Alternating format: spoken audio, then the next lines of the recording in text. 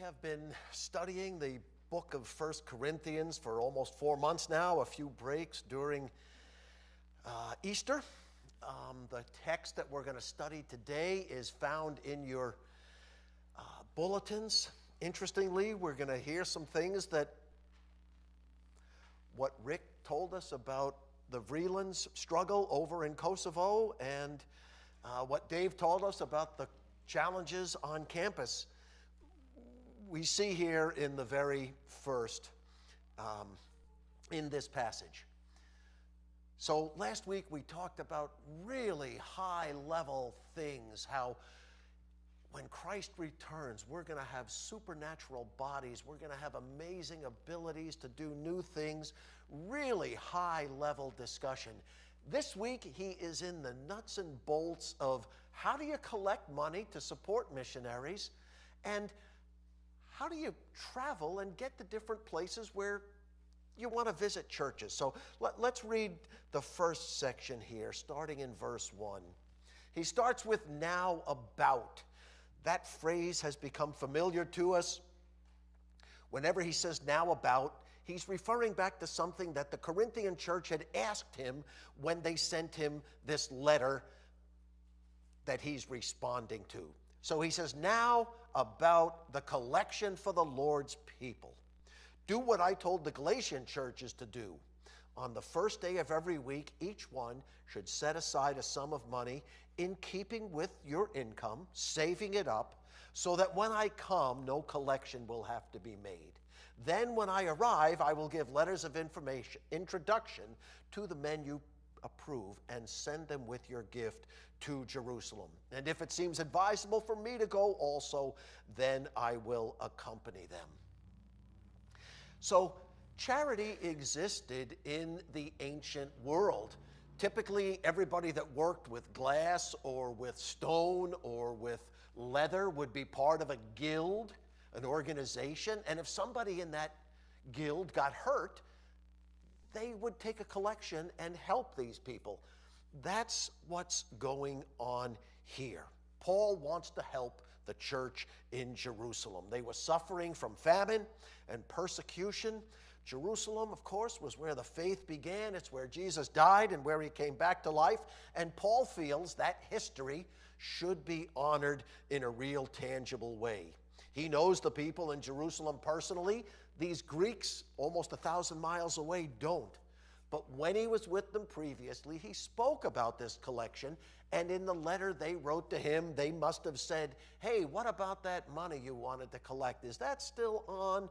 Or when were we supposed to give that again?" Just like we asked, when are these baby bottles supposed to come back? Now, this is the time of Paul's third missionary journey. He started churches in places like Galatia, Philippi, Thessalonica, years before, 10 years before. He's now going back to make sure those churches are healthy, but a big part of his purpose in going back is to collect this offering. He mentions it several times in other letters that are now part of our New Testament. It's a big thing for him because he wants the churches to realize they're not little isolated outposts. They're part of a big worldwide movement. They are really together with these people in Jerusalem, even though they're so far away. And he wants to emphasize this body metaphor that he keeps stressing. We are one body. If one part hurts, the other parts jump in and try to help. Good lesson for us today. But notice, he doesn't go into all this detail here. He assumes that they're on board with giving. They know what's going on. So right away, he just gets into the matter-of-fact case of how do you set money aside and how are we going to take this offering? The first thing he says is on the first day of the week. For them, for the early church, that was Sunday. For the Jewish people, that had been Saturday. Why did the Christians move to Sunday? That's the day Jesus was brought back to life. And that was the keystone of their faith. So we also learn here that that's the day that they gave. There was an offering that was part of church giving right from the very beginning. So these are things that we can learn to practice. The first day of the week, we want to be thinking about the Lord and his people. And thinking about him should remind us of people that need help. And so we want to remember to bring money to church when we come. What he's saying here is set it aside, either secure it at home, put it somewhere, or bring it to church, give it to one of the elders. And that way, when I get there, this is what he wants to avoid. He doesn't want to get there and find that they haven't set any money aside. Then he's going to have to be heavy-handed or emotional in his appeals. Much better to think, yes, this is something I want to be involved in, and I'm going to set money aside now. No pressure, no gimmicks. Notice, too, he doesn't tell them how much to give. Other parts of the scriptures tell us we're to give 10% of our income, but he doesn't say that here. He says, according to how the Lord has made you prosper. Some of these people were slaves. They had nothing to give. Others might have been really blessed. They may have been able to give more than 10%. This is how our missions committee functions here. We have a group of ministries such as InterVarsity, Camp Sentinel up north, Real Options, the Vreelands, Luke Perkins, this man who Dave and Stacy introduced us to 8 or 9 years ago.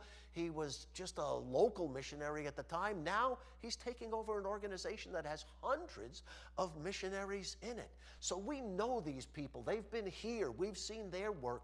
We support them. We want to continue to support them.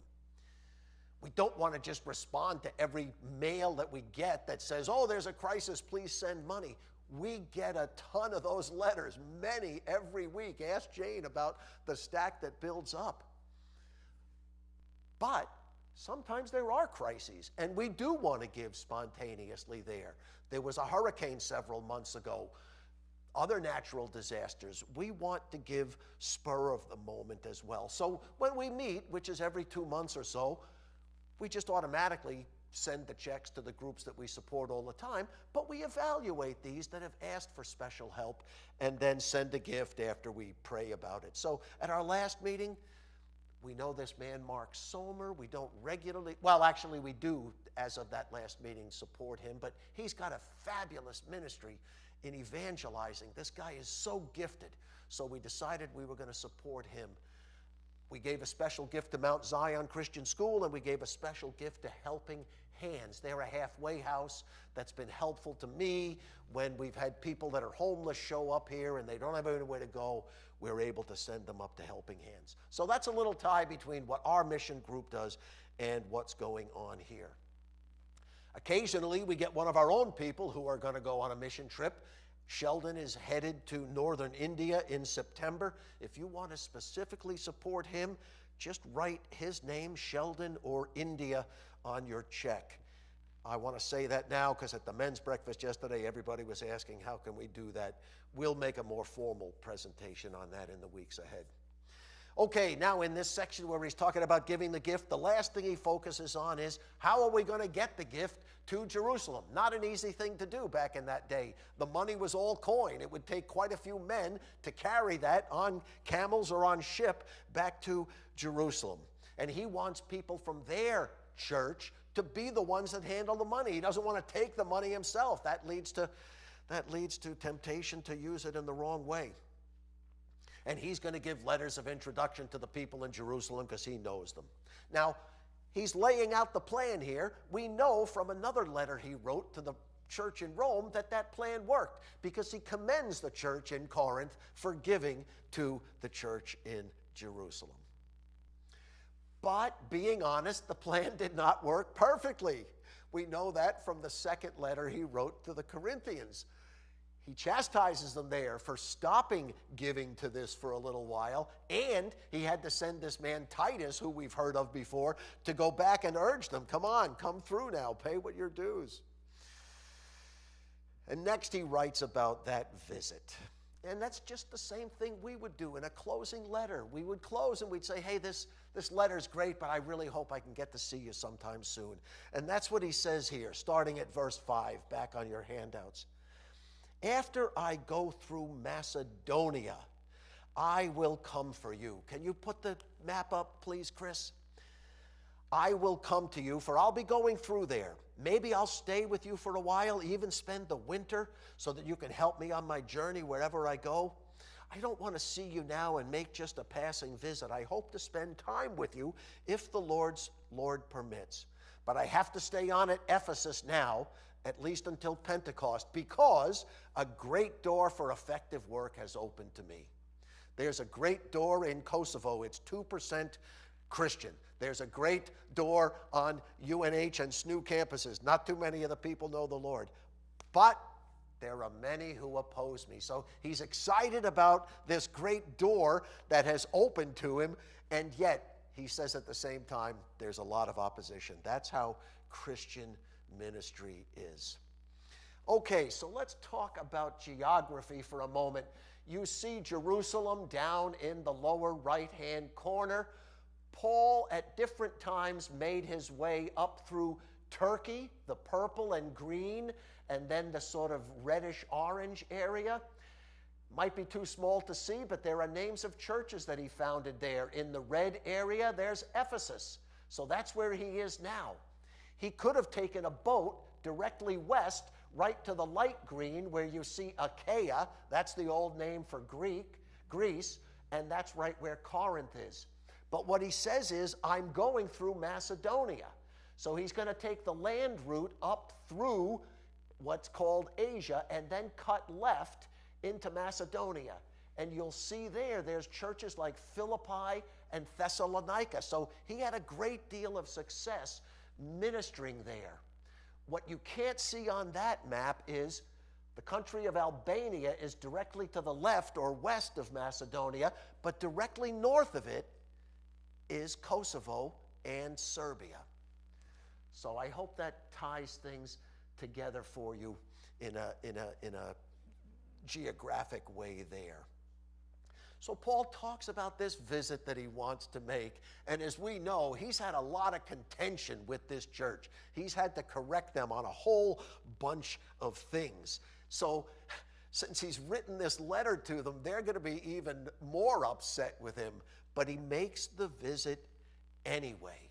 And when he gets there, he finds there are as many people opposed to him as there are supporting him. So we don't have all the details of that visit, but it didn't go that well. First pastors' meeting ever that I attended. A very senior guy said, ministry is messy. Ministry is messy. And all the other pastors there nodded their heads. We're people. We're imperfect people. And a lot of times there's competition, there's misunderstandings. How, given that, has the church grown over the last 2,000 years and continued to grow? It's a miracle of God's grace. The church is God's. Very cool to me, that thought. A great door for effective work was opened, and yet many oppose him. But he still stayed there in Ephesus and worked that out. In the book of Acts, we have the story of how Paul came to these various towns and started the churches there. And so we know from Acts 20, when he got to this, Acts 19, when he got to this place, Ephesus, they worshiped this goddess Diana. And they had one of the 7 wonders of the world there, the temple of Diana. And people fell in love with the Lord Jesus. And they stopped going to the temple. There was no longer a need for idols. The idol workers were out of business. They got mad about that. They started some riots, and they jumped in and started really criticizing and persecuting Paul. So that's the opportunity and the opposition that he found there. You could look it up for yourself. Acts chapter 19. I am a wimp in comparison. I confess that to you right now. Okay, reading on, verse 10. Apparently Timothy, who we've heard about, 1st and 2nd Timothy are written to him. He mentions him in other books as well. So in verse 10 he says, when Timothy comes, see to it he has nothing to fear while he's with you. What a thing to say. Hey, this guy's visiting now. Make sure he has nothing to fear. But again, this is a very contentious church. We know from other writings Paul's had with Timothy that he is insecure and young, and so he's going to get steamrolled there. So he says, he's carrying on the work of the Lord just as I am. No one should treat him with contempt. Send him on his way in peace so he can return to me. I'm expecting him along with the brothers. The brothers are the people that came to visit Paul with the letter, and now they're going back to Corinth with the letter that Paul is writing to them. Verse 12 talks about Apollos. Now about our brother Apollos.